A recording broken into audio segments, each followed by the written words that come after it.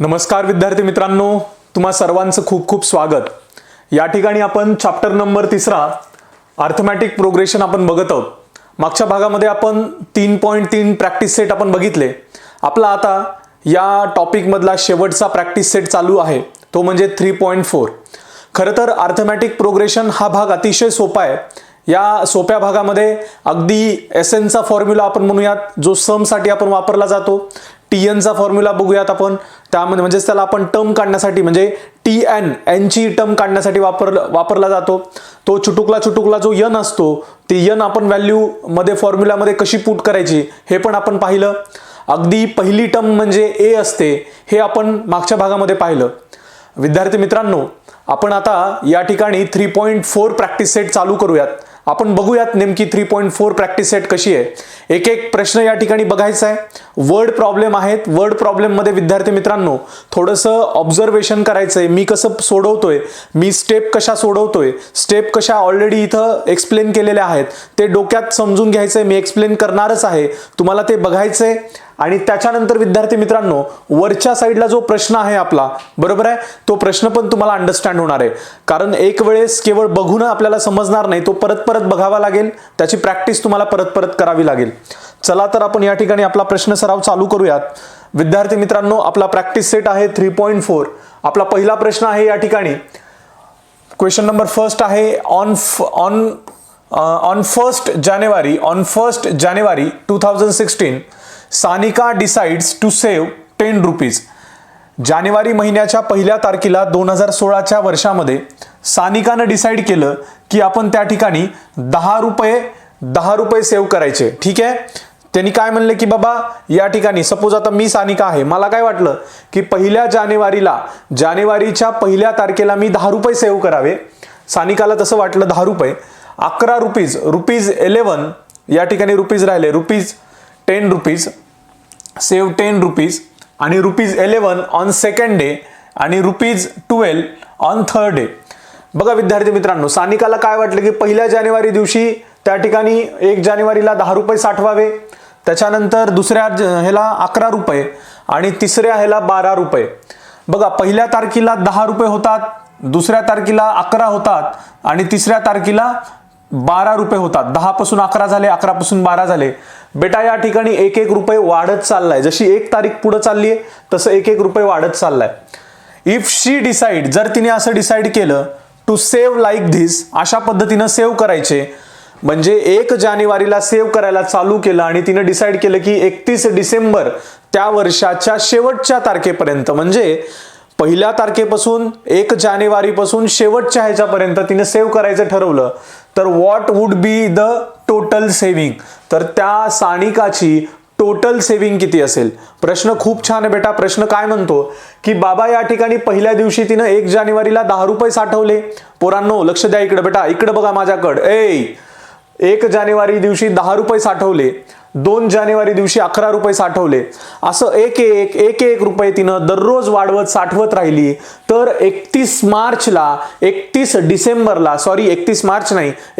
डिसेंबरला म्हणजे वर्षाच्या शेवटच्या दिवशी तिच्याकडे एकूण असे 1-1 रुपये वाढत राहिले, तर किती तिच्याकडे अमाऊंट साठेल। बेटा या ठिकाणी आपल्याला अर्थमॅटिक प्रोग्रेशन या ठिकाणी लक्षात येईल। या गणितामध्ये आपण सोल्युशन लिहा। Sanika saves 10 rupees on first day, 10 रुपये ती फर्स्ट डे दिवशी, ₹11 ऑन सेकंड डे आणि ₹12 ऑन थर्ड डे। बेटा या ठिकाणी सिक्वेन्स कसा तयार होतो मग, 10, 11, 12 इज द सिक्वेन्स। पोरांनो कळालं हा सिक्वेन्स। त्याच्यानंतर इकडे बघा रे, the common difference D is equal to 11 minus 10। आता D किती आला रे बेटा, D कसा काढला आपण, हे बघा ही सेकंड टर्म 11 आणि ही फर्स्ट टर्म, 11 मधून 10 काढले गॅप येतो, 12 मधून 11 काढले गॅप येतो। पोरांनो T1 T2 T3 T2 minus T1, 11 minus 10 उरतं किती, D उरतो, म्हणजे कॉमन डिफरन्स या ठिकाणी 1 आला। बेटा या ठिकाणी कॉमन डिफरन्स 1 आला. पोरांनो सोल्युशन कळालं का बेटा? बेटा ह्या प्रश्न वाचला. प्रश्न वाचल्यानंतर काय, सानिकाने सेव्ह 10 रुपये पहिल्या दिवशी केले, 11 rupees 11 on second day, ₹12 on third day, 10 11 12 is the sequence. आणि कॉमन त्याच्यामधला काढला, डी काढला आणि ए काढला. बेटा या ठिकाणी आता सिक्वेन्स आला, डी आला. आपल्याला काय करायचंय, 2016 या वर्षामध्ये टोटल तिने किती रुपये सेव्ह केले. पण पोरांनो हे लक्षात घ्या, 2016 वॉज लीप इयर. 2016 जे वर्ष आहे, ज्यांना लीप इयर कळत नाही त्यांनी लक्षात ठेवा, लीप इयर हे त्या दिवशी होतं. 2016 हे लीप इयर आहे. म्हणजे सपोज आता लीप इयर म्हणजे काय असतं तुम्हाला सांगतो. लीप इयर म्हणजे काय, 2008 2012 बरोबर आहे, 2012 त्याच्यानंतर 2016 हे जे आहेत शेवटचे जे 2 अंक आहेत, ह्या 2 अंकाला ज्यांनी 4 न भाग जातो. आता बघा बरं, 2016 हे शेवटचे 2016 मधले 2 अंक आहेत, त्याला 4 ने भाग जातो का बेटा? 4 1 4 4 चौक 16 भाग जातो पूर्ण. 12 ला जातो, 8 ला जातो, मध्येच 2013 ला जातो का बेटा? 13 ला जात नाही. किंवा आता सध्याचा 2021 ला जातो का? जात नाही. मग या ठिकाणी हे जे 16 आहे हे लीप इयर आहे. आणि लीप इयर ज्या वर्षी असेल त्या वर्षी फेब्रुवारी महिन्यामध्ये 29 दिवस असतात.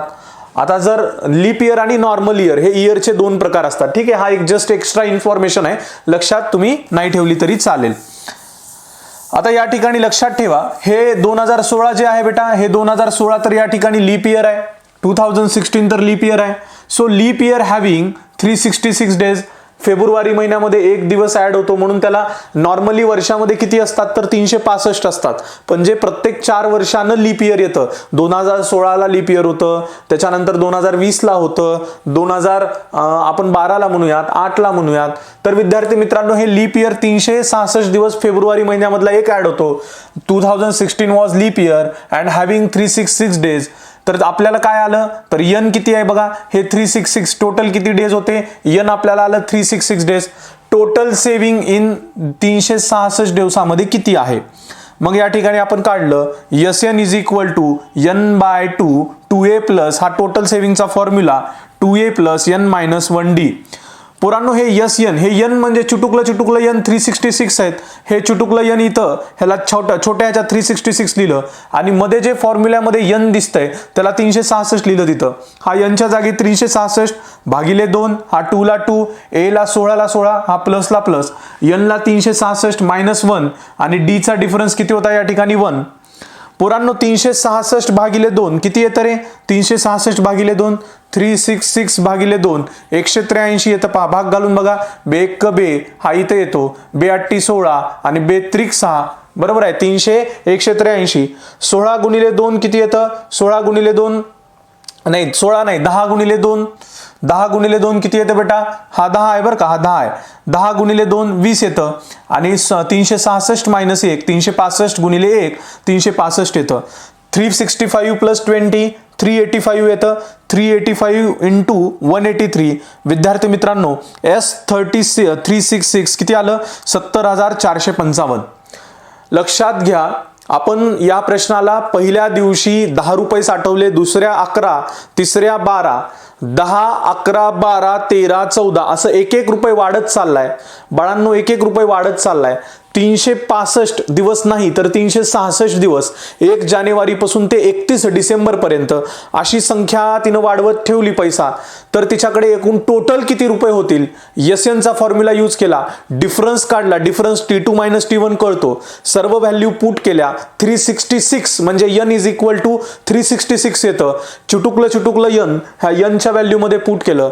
बाळांनो लक्षात ठेवा, खूप सोपा प्रश्न होता. आपण नेक्स्ट प्रश्न बघूयात. सगळ्यांनी परत एकदा बघायचंय, ऑब्झर्वेशन करायचंय. ठीक आहे, चला बेटा याच्यानंतर आता नेक्स्ट क्वेश्चन घेऊयात. क्वेश्चन काय म्हणतो नेक्स्ट, अ मॅन बॉरोज 8,000. बघा एक माणूस आहे, तो 8,000 घेतो अँड ॲग्रीज, आणि तो काय म्हणतो रिपे करताना, म्हणजे एका व्यक्तीकडून 8,000 रुपीज घेतले आणि तो ॲग्री होतो repay with a total interest of 1360 in 12 monthly instalment, each installment being less than the preceding 1/40. Find amount of the first and last instalment. आपल्याला त्या ठिकाणी पहिली आणि लास्ट इन्स्टॉलमेंट काढायचे. लास्ट इन्स्टॉलमेंट म्हणजे TN काढायचंय आणि पहिली म्हणजे ए काढायचंय. ठीक आहे, म्हणजे त्याला T1 आपण म्हणूयात आणि इथं लास्ट इन्स्टॉलमेंट म्हणजे TN काढायचंय. बेटा या ठिकाणी द अमाऊंट रिपेड, आता 8,000 रुपीज तर त्यांनी घेतलेत, पण त्याला रिपेड किती करायचे रे बेटा? 8,000 रुपीज तर घेतलेत, पण रिपेड किती करायचे? रिपेड म्हणजे त्याला टोटल किती द्यायचे? 8,000 तर द्यायचेतच, पण त्यासोबत त्याला 1,360 रुपये द्यायचे. ठीक आहे, त्याच्यामुळं टोटल अमाऊंट रिपेड किती करायचे? 1,360. 1,360 कसं आलं?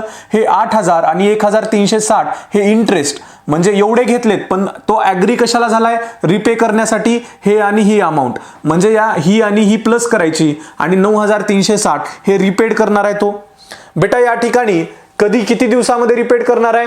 12 मंथली इन्स्टॉलमेंट्स, 12 मंथली इन्स्टॉलमेंट मध्ये. ठीक आहे, म्हणजे या ठिकाणी n इज इक्वल टू 12, म्हणजेच SN इज इक्वल टू, ह्या चुटुकल्याला आपण 12 दिलं, SN इज इक्वल टू 12 आणि ह्या SN इज इक्वल टू ह्या 12 मंथ मध्ये ही आणि ही अमाऊंट वापस देणार आहे तो. म्हणजे किती वापस देणार आहे? 9,360. आता 12 मंथ मध्ये 8,000 प्लस 1,360 म्हणजेच 9,360 ही अमाऊंट वापस देणार. म्हणजे SN is equal to S12, हे n इज इक्वल टू 12 इथं घेतलं, ही दोन अमाऊंट होती ही टोटल केली, ही n चुटुकलं इथं दिलं, म्हणजेच S12 ही एवढी आली अमाऊंट. पोरांनो मग म्हणा each instalment is ₹40 less than preceding one. पुढे काय म्हणले? Each instalment being less than preceding one by ₹40. आता बाय ₹40, तर ही 40 रुपयानं पुढची इन्स्टॉलमेंट कमी आहे, म्हणजे D इज इक्वल टू -40. आता 12 इन्स्टॉलमेंट मध्ये जायचंय. पहिली इन्स्टॉलमेंट समथिंग आहे, त्याच्यानंतर 40 रुपये कमी करायचे, त्याच्यानंतर 40 रुपये कमी करायचे. पोरांनो इकडे बघा, पहिल्यांदा 40 रुपये कमी करायचे, पुन्हा 40 रुपये कमी करायचे, असं 12 इन्स्टॉलमेंट मध्ये तो देणार आहे. 40 रुपये कमी करायचे म्हणजे गॅप समान आला. पोरांनो गॅप समान आला, डी समान आलं, डिफरन्स समान आला. त्याला काय म्हणतो रे आपण? त्याला काय म्हणतो आपण? टॉपिक कुठला शिकतोय? Arithmetic progression. Arithmetic progression. पोरांनो असं मॅथमॅटिक्स तुमच्या मनात बसलं पाहिजे बेटा. कसं बसलं पाहिजे? असं मनात.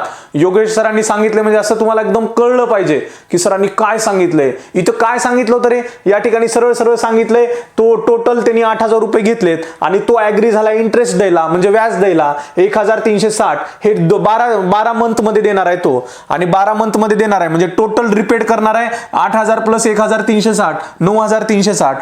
n किती आहे टोटल मंथ मध्ये? म्हणजे 12 मंथ मध्ये, म्हणजे n इज इक्वल टू 12. आणि आपल्याला काय काढायचंय? Total install, find the amount of first and last instalment. SN is equal to S12 ही 9,360 आहे. आपण म्हणलं ईच इन्स्टॉलमेंट 40 न कमी आहे, म्हणजे D आपल्याला कळाला. प्रत्येक महिन्यात एक 40 असं कमी होणार आहे, 40 रुपये. आणि मग D आपल्याला 40 आहे म्हणून दिस इज अन AP. का बरं म्हणलं बेटा? कारण 40 समान गॅप, 40 समान गॅप, 40 समान गॅप. बरो लक्ष द्या इकडे. चला बघा पुढचं बघा बेटा, पुढचं बघा. काय पुढचा प्रश्न? पुढे आता SN आपल्याला आलं. SN is equal to n/2 2a plus n-1d. आता फॉर्म्युलेमध्ये आपण S12 सर्वांना माहिती किती आहे? 9,360. SN च्या जागी इथं ठेवलं आपण 9,360. ह्या n हे चुटुकलं n किती आहे? चुटुकलं n 12 आहे. पोरांनो इथं बघा 12 आहे n. हे n ह्या फॉर्म्युलामध्ये ठेवा आणि SN ची व्हॅल्यू इथं ठेवा. पोरांनो n ची व्हॅल्यू ठेवली इथं, किती आलं रे मग? या ठिकाणी आपल्याला A माहिती नाही, फक्त बाकी सगळ्या व्हॅल्यू ठेवल्या. 9,360 हे 12/2 6 येतं. हा 2a, हा 12 - 1 इथं आणि हा -40. पोरांनो हा 2a इथं, हा 12 - 1 11 आला, हा -40 ला -40. लेकरांनो इकडे बघा बेटा, आता हे 9,360 इज इक्वल टू हा 6 ला 6 2a - 450. हा 2a होतो. 40 गुणिले 11. पोरांनो 40 गुणिले 11 किती होतं? 440 होतं. चिन्ह इथं मायनस आहे, हे मायनस आणि प्लस, हे मायनस आणि प्लस मायनस होतं, म्हणून 2a नंतर, ह्या 2a नंतर लागलीच मायनसचं चिन्ह दिलं. आता या ठिकाणी हा पूर्ण ह्याला आपण काय म्हणलं? Dividing by 6. Dividing both side bye 6. Both side कोणत्या रे? आमचे पोरं काही प्रश्न विचारतात. बोथ साइड कोणत्या? बाळांनो हे इज इक्वल टू च्या राईट साइड. हे बघा, हे राईट साइड, हे लेफ्ट साइड, ही राईट साइड, ही लेफ्ट साइड. ही इज इक्वल टू असतं, ह्या इज इक्वल टूच्या इकडच्या साइडला राईट साइड, ह्या इज इक्वल टूच्या इकडच्या साइडला लेफ्ट साइड. आता dividing by both side by काय म्हणलंय? 6 न भागायचंय त्याला. 9360 भागिले 6, परत हा 6 आणि हा इथं दिला भागिले 6, हा 6 कट, हा 6 कट, पुरांनो 6 कट झाला. 9360 भागिले 6 हे आपण काय केलं, इथं फक्त 2a - 440 राहिलं, ते इथं लिहिलं 2a therefore 2a - 440 is equal to 9360 upon हा इथं खाली लिहिला. पुन्हा ह्याला काय म्हणलं, डिवायडिंग बोथ साइड बाय 6. आपल्याला ह्याला पुन्हा 6 आपण काय केलंय, 6 आपण भागलं, त्याला 6 भागलं म्हणजे थोडक्यात हे इथलंच आहे, इथली स्टेप आहे पहा, डिवायडिंग बोथ साइड बाय 6 करून हे आपल्याला अवेलेबल झालेलं आहे. त्याच्यानंतर therefore 2a - 440 is equal to, ह्यानं 6 ह्याला भाग घाला, 1560 येतं, 9360 ला भागल्यावर 9360 ला या ठिकाणी 6 जर भाग घातला तर 6 1 6, 3 उरतात, 6 5 30, 3 उरतात, 6 6 36, 1560, 2a इज इक्वल टू 1560. हा आपल्याला a काढायचा आहे, 2a इथं ठेवला, 1560 इथं ठेवला, मायनस 440चं चिन्ह मायनस आहे, तिकडे जाऊन प्लस झाला 440, 2a इज इक्वल टू 2000 आलं. पुरांनो लक्षात आलं का, 2a इज इक्वल टू किती आलं बेटा, 2000. आता 2000 आल्यानंतर 2a इज इक्वल टू 2000 आलं, a इज इक्वल टू, लक्षात घ्या, a इज इक्वल टू किती आलं, हे 2000 भागिले हे 2 आणि a इथं म्हणजे a आला 1000. The last instalment is equal to tn. आपल्याला सर्वांना माहिती, लास्ट इन्स्टॉलमेंट काढायचं म्हणल्यावर tn काढायचं. पहिली तर इन्स्टॉलमेंट काढली a, आता tn कसं काढणार, tn is equal to a plus n - 1d by formula. Last instalment किती आहे पोरांनो, इन्स्टॉलमेंट एकूण किती होत्या, 12 होत्या. इन्स्टॉलमेंट एकूण किती होत्या, 12 होत्या. बघा इकडं इन्स्टॉलमेंट किती होत्या, 12 होत्या. tn is equal to a plus n - 1 हा फॉर्म्युला वापरला. tn हे 12, हे चुटुकलं यांचं 12, इथं लिहिलं आपण n ला, n 12 - 1, a आपल्याला दिले, a काढलं 1000, हे प्लस आणि या ठिकाणी 1000, हे 12 - 1 11 येणार, गुणिले 40 -440 येणार, प्लस मायनस, म्हणून या ठिकाणी 1000 - 440 या ठिकाणी tn ची व्हॅल्यू येणार 560. मग या ठिकाणी आपल्याला लक्षात येणार, first instalment is ₹1000 and last instalment is 560. बघा पहिली इन्स्टॉलमेंट होती 1000, आपण a काढलं, पहिली इन्स्टॉलमेंट 1000 आणि last instalment TN12 is equal to या ठिकाणी 560. पोरांनो हा अप्लाइड बेस क्वेश्चन म्हणतात ह्याला. अप्लाइड बेस क्वेश्चन म्हणजे थोडंसं तुमचं डोकं वापरा. मी कसं सांग, मला माहिती आहे का, तुम्हाला माहिती आहे का, मला खूप मुलांचे फोन होतात, सर तुमचं खूप छान कळतं, तुम्ही खूप छान सांगता, पण मी तुम्हाला एक सांगतो बेटा, यशाचं रहस्य काय, खरं जर तुम्हाला आउट ऑफ मार्क मिळवायचे असतील, केवळ 10वी मध्येच आउट ऑफ आपल्याला मिळवायचे नाहीत बेटा, आपल्याला या ठिकाणी 11वीला फिजिक्स सोपं जायचं आहे, आपल्याला तुम्हाला इंजिनियर व्हायचं असेल, डॉक्टर व्हायचं असेल, CA व्हायचं असेल, तुम्हाला भविष्यात कॉम्पिटेटिव्ह एक्झाम द्यायचं असतील, तुम्हाला कलेक्टर व्हायचं असेल, काही जरी झालं ना, मॅथमॅटिक्स लागतं. बरेच मुलं म्हणतात मॅथमॅटिक्स सर कुठं कामाला येईल. अरे बाळांनो, पुढे चालून तुम्हाला मॅथमॅटिक्स शिवाय काहीच नाहीये. मॅथमॅटिक्स म्हणजे तुम्हाला किमान जमण्या इतकं तरी, मी तुम्हाला म्हणत नाही मार्काचा आयुष्यात संबंधच नाही, पण व्यवहारिक जरी कळायचं असेल तरी तुम्हाला ते कळणं गरजेचं आहे. त्यामुळे माझ्या स्टेप्स लक्षात घ्या. सरांनी काय सांगितलंय बघा, परत ते बघा, परत ते बघा, तुमच्यासाठी पाठीमागं येऊन बघा, अजून पाठीमागं करा आणि मग ते तुम्हाला 100%, एकदा नाही दोनदा बघा, दोनदा नाही तीनदा बघा. तुम्ही या व्हिडिओसाठी पैसे दिलेले आहेत मित्रांनो, तुम्हाला परत हे बघायचंय, परत बघायचंय आणि करायचंय आणि अभ्यास करायचा आहे. कळतंय सर्वांना? मी अजून एकदा तुम्हाला हे सांगतो कसं केलेलं आहे. या ठिकाणी सिंपली प्रश्न काय होता, सिंपली अ मॅन बॉरोज 8000, आपल्याला 8000 रुपये तो माणूस घेतो आणि ऍग्री करतो की 3060 रुपये व्याज देईन मी आणि हे सगळे व्याजासकट पैसे इन्स्टॉलमेंटनं 12 महिन्यात मी फेडेन. मग ईच इन्स्टॉलमेंट 40 रुपयानं कमी होते. तर काय म्हणलं, ईच इन्स्टॉलमेंट सेकंड इन्स्टॉलमेंट म्हणजे पहिल्यांदा त्यानं 1000 दिले तर दुसऱ्या वेळेस त्यानं 940 रुपये दिल, दुसऱ्या महिन्यात म्हणजे 960 रुपये दिल. म्हणजे अशा पद्धतीनं 40 न कमी होते. बाळा मग टोटल अमाऊंट रिपेड किती झाली, त्याला त्या माणसाला किती द्यायचे, 9360 रुपये देणार, इंटरेस्ट प्लस हे मुद्दल 8000. आणि मग या ठिकाणी SN किती महिन्यामध्ये द्यायचे, म्हणजे SN किती येणार 12 महिन्यामध्ये, किती रुपये द्यायचे 12 महिन्यामध्ये, ह्याची व्हॅल्यू 9360. त्याच्यामुळे इच इन्स्टॉलमेंट इज 40 लेस म्हणले दॅन प्रिसिडिंग. मग त्याच्यामुळं D जी आहे -40 येणार आहे आणि दिस इज अन AP. ज्या वेळेस समान गॅप असतो, पहिल्यांदा -40 कमी द्यायचे, दुसऱ्या दुसऱ्या महिन्यात पण -40 कमी द्यायचे बाळांनो, -40 -40 -40 असा गॅप जर -40 समान गॅप याला तर त्याला आपण एपी म्हणतो. आणि त्याच्यानंतर आपण या ठिकाणी एसएन चा फॉर्म्युला यूज केला. एसएन चा यूज करून या ठिकाणी ह्या एसएन च्या जागी 9360 लिहिलं. ह्या टोटल पोरं इतके गाढव आहेत आमचे नालायक काही, ह्या एन च्या जागी मग काय करतात, ह्या एसएन ची सर 12 किंमत आहे की, अरे गाढवा हे चुटुकलं एन आहे त्याचं मी तुला 12 सांगितलंय, हे चुटुकलं एन आहे ह्याचं त्याचं 12 सांगितलंय. ह्या टोटल एसएन ची किंमत किती आहे गाढवा, टोटल एसएन ची किंमत आहे 9360. त्याच्यामुळे बघ S12 हे S12 ची 9360 आहे. त्याच्यामुळे ह्या S12 च्या खाली 9360 लिही, पण ह्या ही एन दिसते का इथं, एन ची किती आहे 12 आहे. त्याच्यामुळं ह्या मधल्या फॉर्म्युल्यामध्ये एन दिसते का, तिथं 12 लिही आणि मग ते सॉल्व कर. 100% तुला ते आलं पाहिजे, तुला ते तुझ्या डोक्यात घुसलं पाहिजे मी सांगितलेलं, आणि परफेक्ट लक्षात आलं पाहिजे. कळलं का? चला एकदा बघून घ्या, सर्वांनी बघून घ्या. आणि द लास्ट टर्म काढा म्हणलं तर टीएन काढायचं बेटा, बरोबर आहे का, टीएन T21 असे किती जरी लास्ट टर्म जर म्हणलं तुम्हाला तर आता बघा इथं लास्ट टर्म तुम्हाला म्हणलं होतं काढायला. आता इथं काय म्हणलं होतं, find amount of the first term आणि लास्ट इन्स्टॉलमेंट. अरे मूर्खा इथं दिलंय ना, बघ ना, 12 महिन्याच्या इन्स्टॉलमेंट आहेत. पहिली इन्स्टॉलमेंट पहिल्या महिन्याची, शेवटची किती असणार 12. म्हणजे तुला काय करायचंय 12व्या महिन्यातली इन्स्टॉलमेंट काढायचे. म्हणजे काय काढायचंय, डोक्यात जातंय का, T12 काढायचंय. पोरो बघा काय काढायचंय, T12 काढायचंय. कुठे हे बघा मी लिहिलंय का, T12 बघा, TN is equal to TN चा फॉर्म्युला लिहून T12 लिहिलं की नाही. पोरं काय म्हणतात सर T12 कुठून आणलं, अरे नालायका प्रश्नामध्येच दिलंय, T12 आहे. कळलं? चला पोरांनो, तुमच्या डोक्यात गेले का, सर्वांच्या लक्षात आलं, सर्व मुलांना मुलींना. चलो नेक्स्ट क्वेश्चन. छान बेटा छान. नेक्स्ट क्वेश्चन घ्या. आता नेक्स्ट क्वेश्चन कोणता आहे बघा, लक्ष द्या सर्वांनी, नेक्स्ट क्वेश्चन लक्ष द्या. Sachin invested in a national saving certificate scheme. In the first year he invested 3000. In the second year he invested 2000 rupees. पहिल्यांदा त्यानं ₹3000 ही केले, सेव्ह केले. सेकंड इयर मध्ये या ठिकाणी पुन्हा 2000 केले आणि थर्ड इयर मध्ये पुन्हा 9000 केले. ठीक आहे.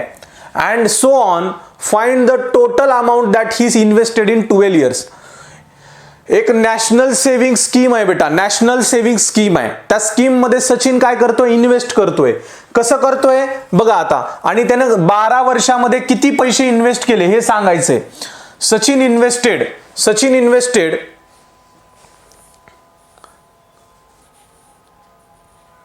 हे बघा इथं जे आहे ना, इथं 5000 करा. हे जे प्रश्न आहे इथं मी तुम्हाला इथं थोडंसं प्रश्न आपला इथं हे झालाय. इथं जो आपला हे आहे, लक्षात घ्या रे, ए पोरो इकडे लक्षात घ्या. मी इथं जरा प्रश्न करेक्ट करतो बेटा, प्रश्न करेक्ट करतो.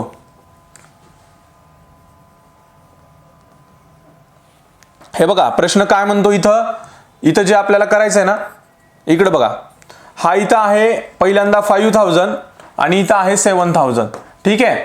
एक नॅशनल स्कीम आहे. त्या स्कीम मध्ये सचिन काय करतो, पहिल्या वर्षी त्या ठिकाणी 5000 देतो, दुसऱ्या वर्षी 7000 देतो, तिसऱ्या वर्षी 9000 देतो. म्हणजे पहिल्यांदा दिला 5000, पुन्हा 2000 वाढले, 7000 दिला, पुन्हा 2000 वाढले, 9000 दिला, पुन्हा किती दिल रे सांगा, 9000 नंतर 9 10 11,000 दिल. म्हणजे 2,000 वाढवतोय. कळते का पोरांनो? मग या ठिकाणी the amount invested by Sachin 5000 rupees, 7000 rupees आणि 9000 रुपीज. This is a sequence. हा सिक्वेन्स आहे इथं बेटा. कळला सिक्वेन्स कसा आहे या ठिकाणी? कळलं सर्वांना? हा सिक्वेन्स आहे. मग या ठिकाणी सिक्वेन्स कळला सर्वांना. मग कॉमन डिफरन्स कसा आहे रे बेटा? Common difference D. Common difference कसा आहे या ठिकाणी? 7000 मधून 5000 गेले, 2000 बरोबर आहे. त्याच्यामुळे कॉमन डिफरन्स डी आहे आणि 2000 चाच गॅप दिसतोय. त्याच्यामुळे आपण म्हणलं this is an AP arithmetic progression. पुढे आता आपण काय केलं? आपल्याला त्यानं 12 महिन्यामध्ये किती रुपीज करतंय, साठवतंय ते सांगायचंय. आपल्याला माहिती आहे ए ची व्हॅल्यू पहिल्यांदा किती आहे या ठिकाणी बेटा? 5000 आहे. ए ची व्हॅल्यू 5000 आहे आणि या ठिकाणी कॉमन डिफरन्स कसा आला रे? डी कसा काढला आपण? हे बघा, ही T1 आहे, हा T2 आहे, हा T3 आहे. 7000 मायनस 5000, T2 मायनस T1 किती आला या ठिकाणी? डी आला 2000. ओके, डी आला 2000. ओके, हा कळलं. देअरफॉर हे तुम्ही स्टेप लिहू शकता अशा पद्धतीने. Therefore this is an AP. मग हे लिहिल्यानंतर आपल्याला सर्वांना माहिती आहे इथं A आला 5000, D आला 2000 आणि N किती महिन्यामध्ये, टोटल N किती आहे 12 वर्षामध्ये. मग हे 12 वर्ष SN is equal to N/2 2A plus N minus 1D. पुरानो SN ची किंमत आपल्याला टोटल टोटल काढायचे. काय काढायचे, टोटल काढायचे. SN काढायचे. SN म्हणजे काय रे, sum of number of year, sum of whatever year असेल किंवा काही असेल ते नंबर किती आहे, 12 वर्षातली कमाई काढायची त्याची, 12 वर्षातली टोटल सेव्हिंग काढायचे. पहिल्या वर्षी 5000 दिले, दुसऱ्या वर्षी 7000 दिले, तिसऱ्या वर्षी त्या ठिकाणी 9000 दिले, चौथ्या वर्षी 2000 अधिक करा 11000 दिले, पाचव्या वर्षी त्या ठिकाणी 13000 दिले, त्याच्यानंतर 6व्या वर्षी त्या ठिकाणी 13 प्लस परत 2 करा 15000 दिले. मग असं करताना हे डायरेक्टली आपण काढलं SN is equal to N/2 2A plus N minus 1. N ची व्हॅल्यू 12 ठेवली, हे N चुटुकलं 12 इथं आलं, हे SN is equal to 12, SN is equal to 12, हे 12 N चं इथं N च्या जागी लिहिलं 12, हा इथं फॉर्म्युला लिहिला 2A, 2 ला A किती आहे 5000 आहे, N किती आहे 12 आहे, मायनस 1, D किती आहे 2000 आहे. बेटा या ठिकाणी ह्याच्या व्हॅल्यू आपण लिहिल्या, व्हॅल्यू इथं लिहिलं 12/2 6, हे 5000 गुणिले 2 1000, 5000 गुणिले 2 10000 येणार बेटा, 12 मायनस 1 11 आणि हे 2000, हे 11 गुणिले 2 येणार 22000 आणि प्लस हे 10000 किती येणार बेटा, 11 दुनी 22, हे किती येणार टोटल 32000, 32000 गुणिले 6 1,92,000, 1,92,000. पहिल्यांदा किती होतं रे, पहिल्यांदा होतं 5000, नंतर केली दुसऱ्या वर्षात 7000, तिसरी केली या ठिकाणी 9000. पोरांनो कळलं का, लक्षात आलं का बेटा. चला बेटा लक्षात ठेवा, मी अजून एकदा सांगू का, बघा अजून एकदा प्रश्न छान होता. सचिन इन्व्हेस्टेड करतो एका नॅशनल कंपनीमध्ये, पहिल्या वर्षी 5000 साठवले, दुसऱ्या वर्षी 7000 साठवले, तिसऱ्या वर्षी 9000 साठवले, सो ऑन. एवढे इथं बघा, सो ऑन म्हणजे काय रे बेटा, सो ऑन म्हणजे असं आपण जातो की नाही, समान बरोबर आहे. सो ऑन, पहिल्यांदा 5000, नंतर 7000, नंतर 9000, लगेच लक्षात आलं पाहिजे 2,000चा गॅप आहे, 2,000चा गॅप आहे. सो ऑन म्हणजे असं 12 वर्ष त्यानं साठवतंय. आणि फाइंड, पोरांनो आमचे पोरं वर्ड प्रॉब्लेम वाचतात आणि 2 ओळी वाचले की असं त्यांच्या डोक्यामध्ये मुंग्या येतात. का मुंग्या येतात तुम्हाला सांगू का, मला सुद्धा कळत नाही की जगातला कितीही भारी मास्टर राहिला त्याला सुद्धा कळणार नाही बेटा. कारण आपण काय करतो माहितीये का, प्रॉब्लेम वाचला की 2 ओळी वाचले की लगेच आपण असं करतो. अरे असं करू नका. फाइंड काय बघा, फाइंड काय काढायचंय बघा, फाइंड काढल्यानंतर अजून एकदा प्रश्न वाचा आणि मग आपण सोडवायला लागा. म्हणून तर मी तुम्हाला हे सोल्युशन बेटा हे असं येतं, ह्याची हे तसं आलं, हा फॉर्म्युला इथून असा आला, ह्या फॉर्म्युला ह्याच्यासाठी वापरायचा आणि मग तुम्हाला तो प्रश्न कळतो.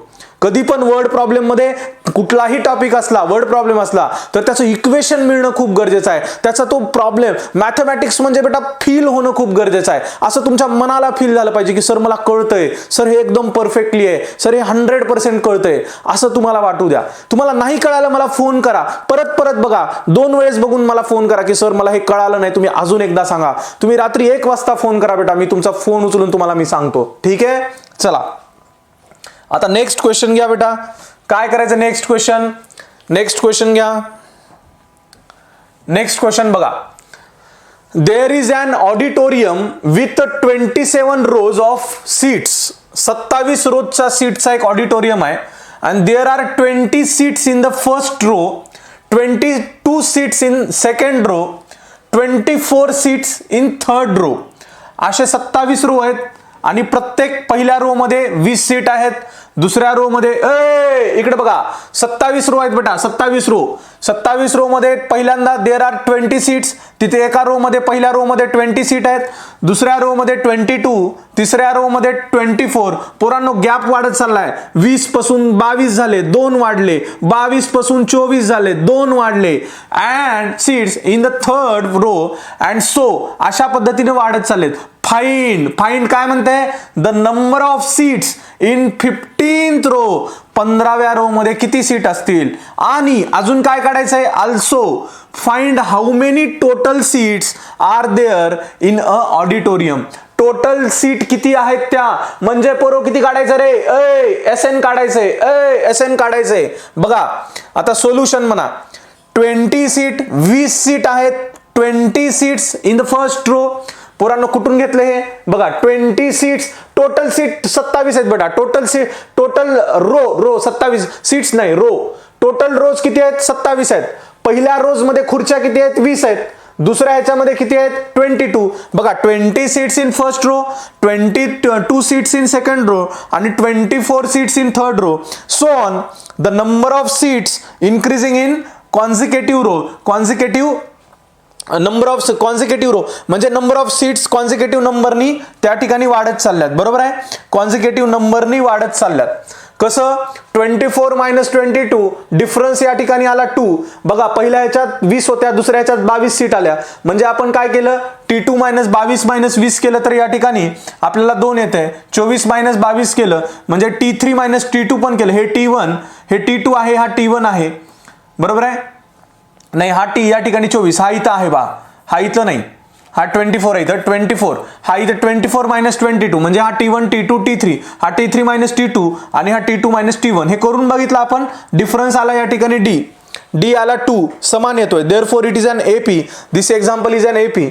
पोरांनो आता आपल्याला काय काढायचंय, there are 20 seats in first row, सर्वांना माहिती. त्याच्यामुळं पहिल्या रो मध्ये 20 सीट आहेत, त्याच्यामुळे ए किती येणार, T1 किती येणार. ए पोरो, डी कसं काढलं होतं आपण, 22 मायनस 20 काढलं होतं का नाही.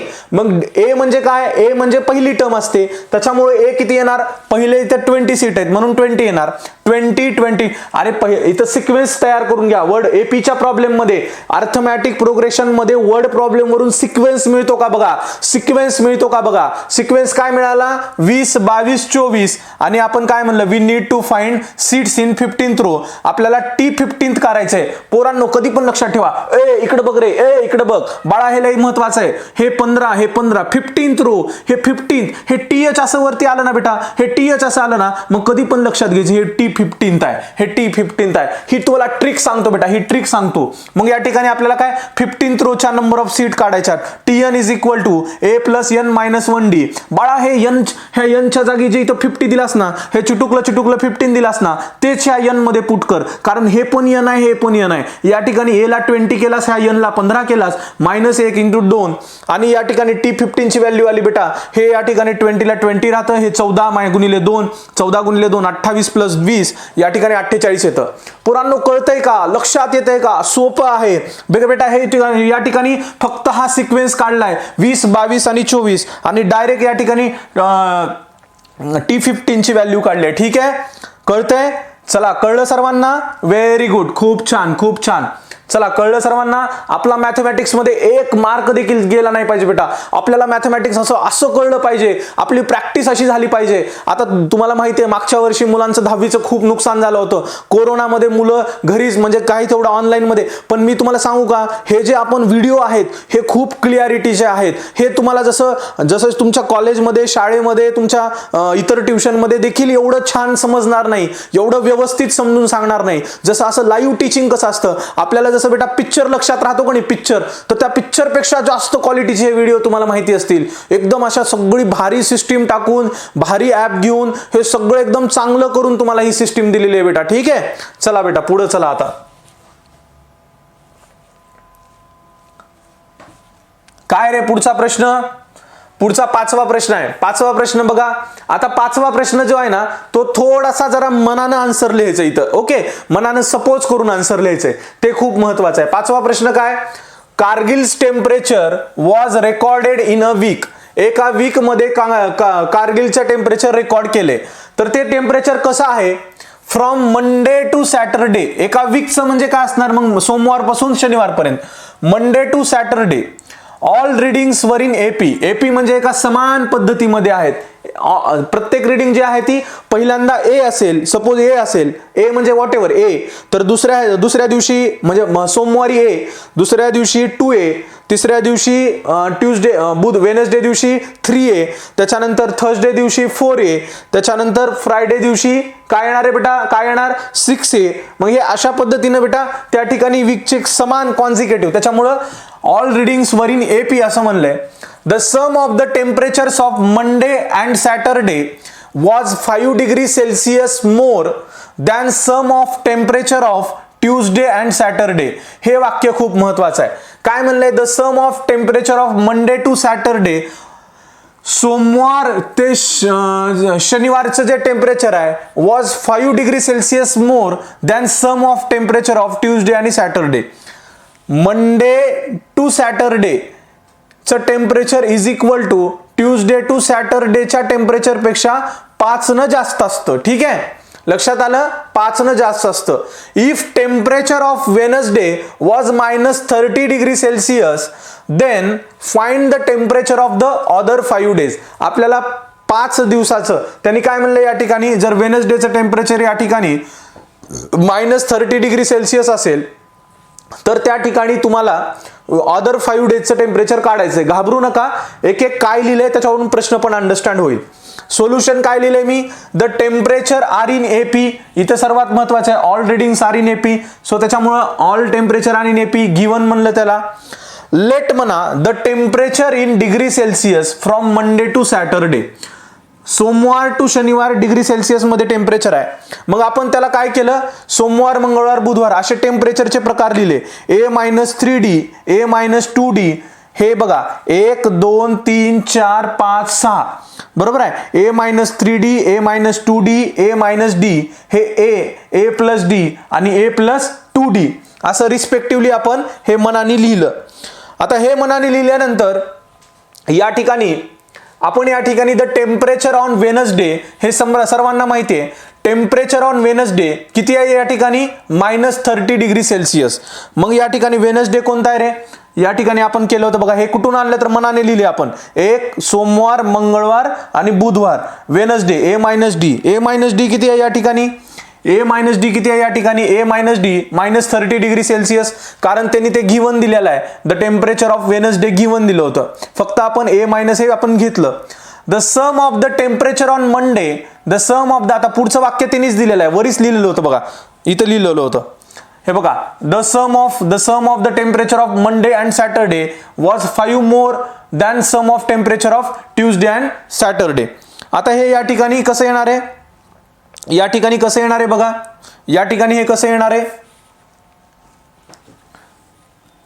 The sum of temperature on Monday and Saturday is equal to the sum of temperature of Tuesday and Saturday +5. ह्याच्यापेक्षा 5 न हे टेम्परेचर असतंय. ठीक आहे, त्याच्यामुळे आपण sum of temperature of Monday and Saturday ह्याला काय केलं आपण बघा, मंडे टू सॅटरडे लिहिलं आपण A-3D + A+2D, हा मंडे ट्यूजडे बरोबर आहे. The sum of temperature on Monday, हा मंडे अँड सॅटरडे, मंडे साठी कोणता आहे A-3D, हे बघा हा मंडे साठी A-3D आणि हा कोणता आहे या ठिकाणी A+2D, हा आहे सॅटरडे साठी आपण गिवन मध्ये घेतलं.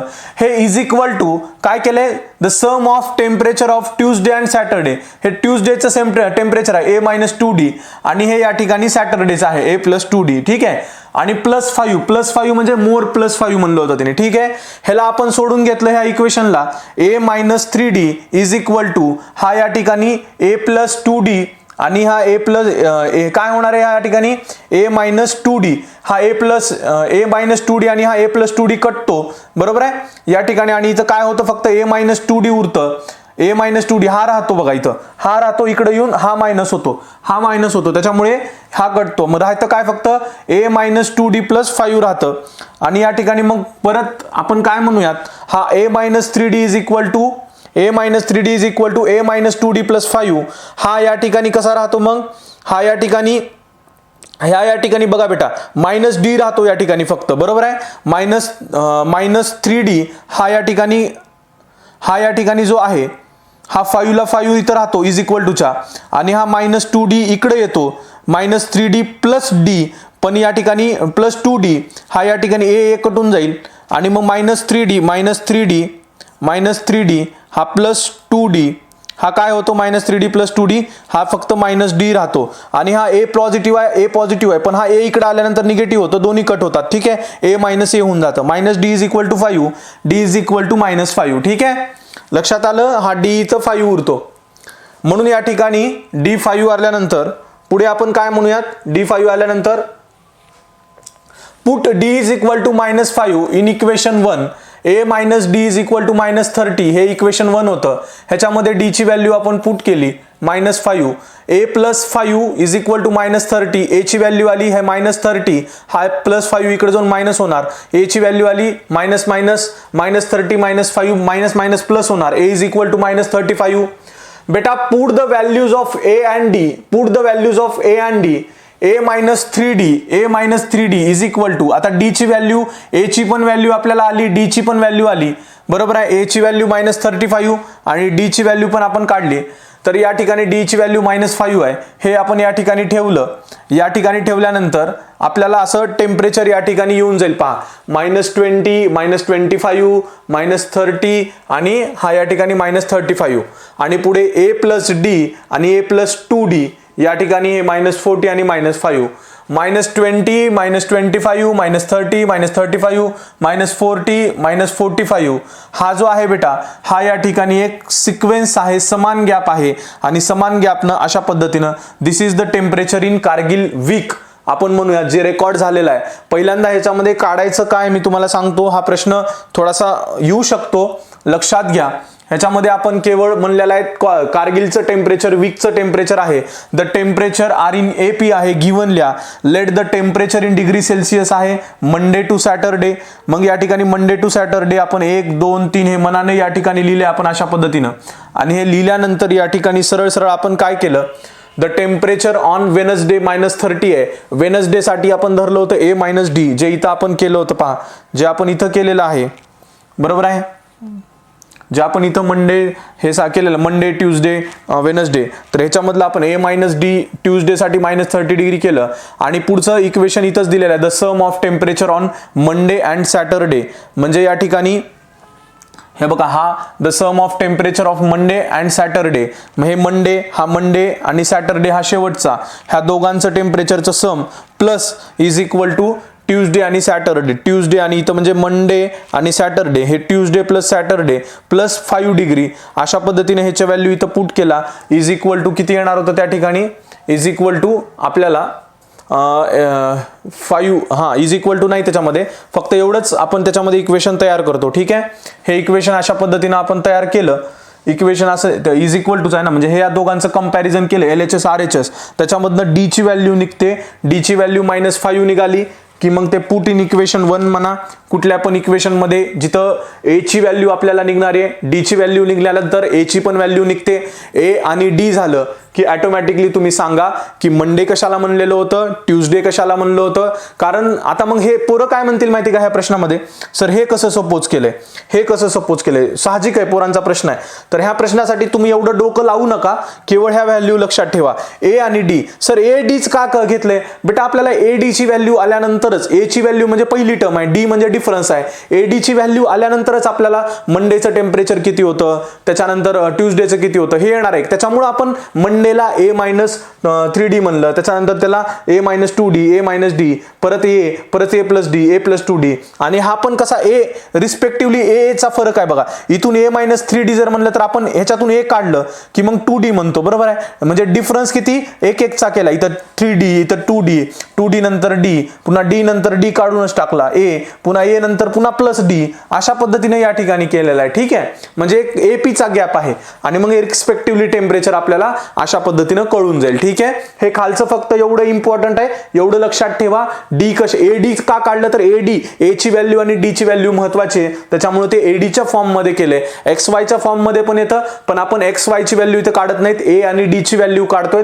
AP अर्थमॅटिक प्रोग्रेशनचा टॉपिक शिकतोय. हा प्रश्न थोडासा टफ वाटला असेल, एक 2 ते 3 वेळेस प्रॅक्टिस करा, सोपा जाईल प्रश्न, ठीक आहे. व्हॅल्यू पुट करायच्यात आणि केवळ फक्त a ची आणि d ची व्हॅल्यू काढायची, ठीक आहे. सगळं सोल्युशन लक्षात घेतल्यावर या ठिकाणी मी प्रश्नाचं प्रत्येक वेळेस तुम्हाला मनाला वाटेल की सर प्रश्न समजून सांगताना लक्षात थोडंसं वाटतंय जड, ते वाटणार बेटा, एकदा सोल्युशन बघितलं की परत प्रश्नाकडे जातोय आपण, तसं कारण हे ट्रान्झॅक्शन असतं, आधी आपल्याला कधी कधी कळत नाही, आपला पिक्चर चालू असतो बघा, पिक्चर चालू असताना कधी कधी पिक्चर असे असतात बघा, मी तुम्हाला सांगतोय पोरांनो हे लक्षात घ्या, मी आता जे सांगतोय ते सर्वांनीच बरं का, हे तुम्हाला जॉमेट्रीला लागू आहे आणि अल्जेब्राला, कधी कधी असा पिक्चर चालू होतो आणि पिक्चर चालू झाल्यात हिरो हिरो येतो आणि असा पोटामध्ये त्याच्या चाकू लागतो किंवा मरून जातो. मग आपल्याला कळत नाही नेमकं पिक्चरची थीम काय, नेमकं पिक्चरमध्ये काय सांगितलंय, नेमकं काय. पण आपल्याला कधी कळतं, आपण थोडंसं पुढे गेलं की कळतं. आपण थोडंसं एक 10 मिनिट अजून पिक्चर पाहिला की त्याच्यानंतर कळतं, अरे असा पिक्चर आहे का, अरे तसा पिक्चर आहे का. बरोबर आहे की नाही.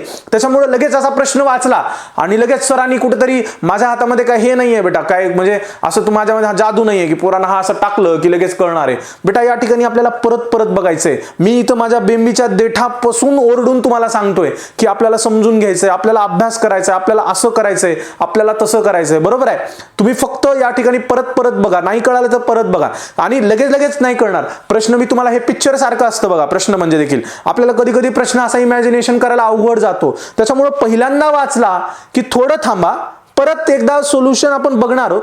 म्हणजे थोडं पुढे गेलो म्हणजे पिक्चरचा ट्रेलरवरून लक्षात येत नाही.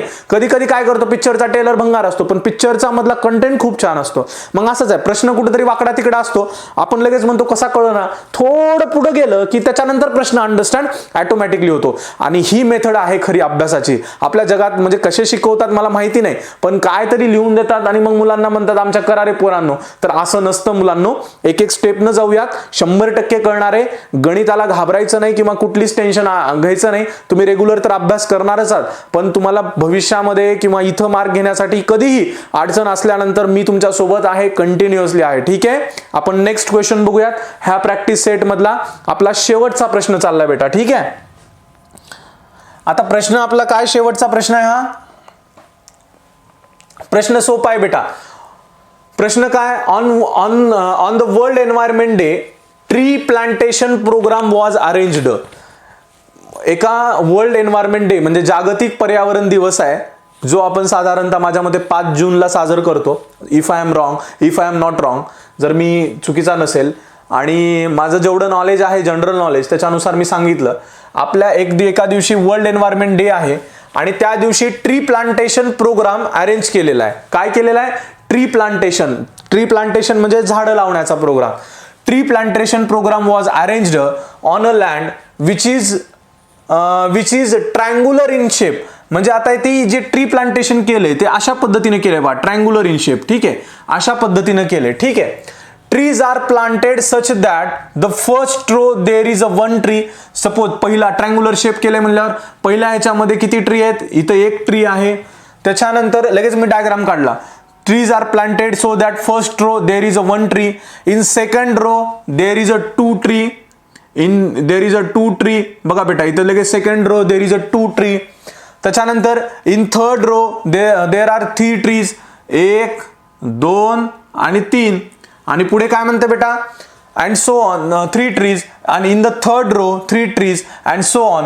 मग अशा पद्धतीने पुढे इथं किती आहेत, 1, 2, 3, 4.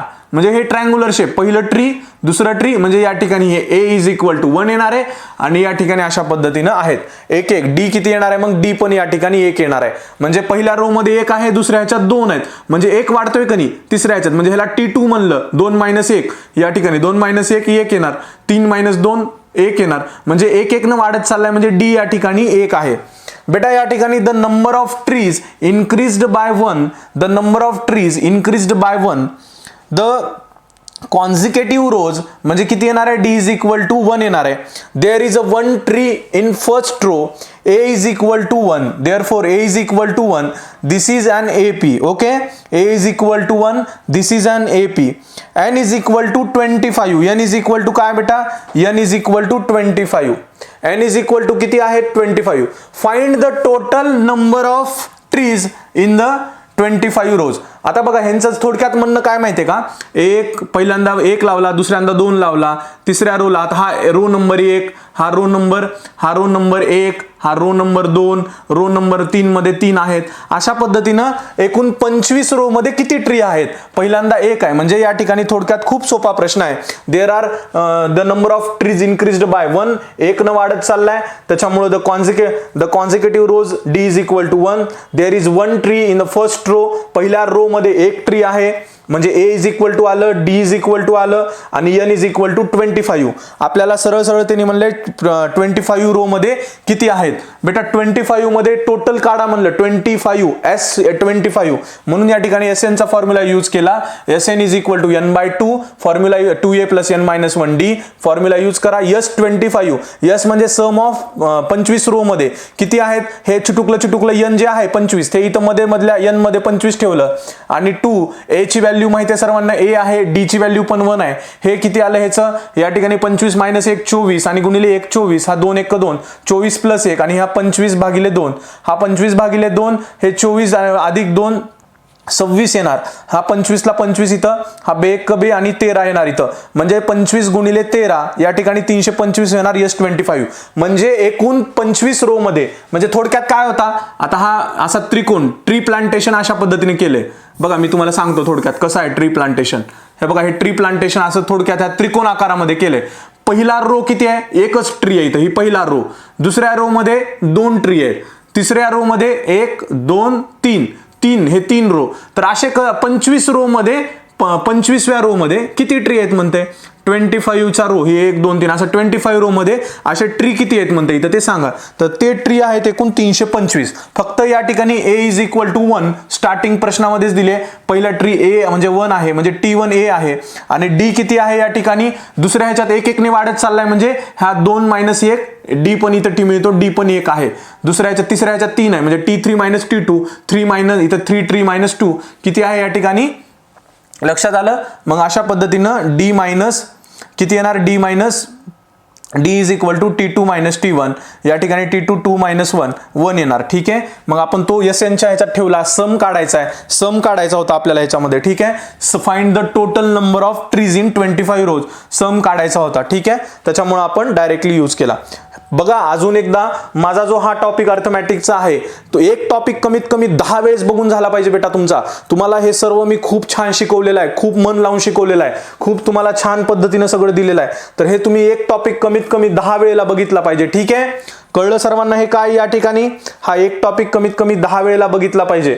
आणि मग तुम्ही मला म्हणलं पाहिजे की सर या वर्षी आम्ही मॅथमॅटिक्समुळे आमची खूप डेव्हलपमेंट झाली. आणि मॅथमॅटिक्स असा विषय आहे, तुम्हाला सांगतो तुमची स्वतःची प्रगती खूप छान होते. नाही जमू द्या, तुम्हाला 0 येत नसेल किंवा 1 2 3 येत नसेल, मी सांगेल तुम्हाला, घाबरू नका. मी जे सांगितले ते मी, कारण मुलांना प्लस आणि मायनस काय असतं इथंपासून सांगितलंय. जे मुलं कितीही कच्चे असले त्यांना आपल्याला पक्क करायचंय. खरे शिक्षक तेच असतात जे कच्च्याला पक्के करतात बेटा, आणि आपल्याला तेच करायचं. आणि 90% विद्यार्थी जे आहेत त्यांना आपल्याला 100% मिळून द्यायचे. आणि जे 100% विद्यार्थी आहेत त्यांना आपल्याला पुढे भविष्यामध्ये जे जे काही त्यांना करता येईल त्याच्यासाठी आपल्याला मार्गदर्शन करायचंय. ठीक आहे, त्यामुळे घाबरू नका, छान अभ्यास करा.